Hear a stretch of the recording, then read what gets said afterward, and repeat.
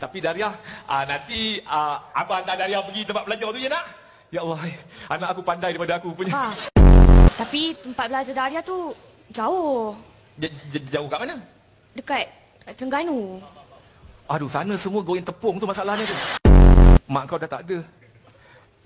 Daria je lah tempat selalu Abah bercerita daripada kecil dulu Abah jaga Daria. Abah, sekarang kan dah ada phone. Abah boleh je call Daria bila-bila masa. Abah phone tengok YouTube je.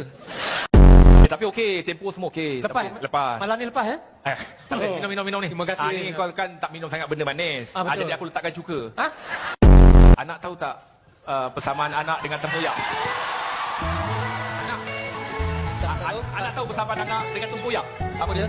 Dua-dua lembik dan berbau. Saya tak sengaja, Cik. Awak okey? Panggil bos awak. Ha? Hai. Panggil bos awak. Apa yang bising-bising ni? Cik tak nampak ramai orang, mestilah bising. Nak pergi je, nak fikir masa-masa nak. Jaga muka ayah depan kawan ayah ni, malu ayah. Aku tak apa, okey. Besok kau tak ada rasa apa-apa. Alah, rasa apa pula ni? Kau ni penakut sangat lah. Relax. Apa benda yang kau tengok ni? Dah. Bau kapur baru ni.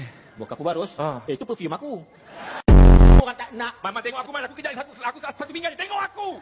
Man! Je. Kau tak nak tengok aku cuci kat kau.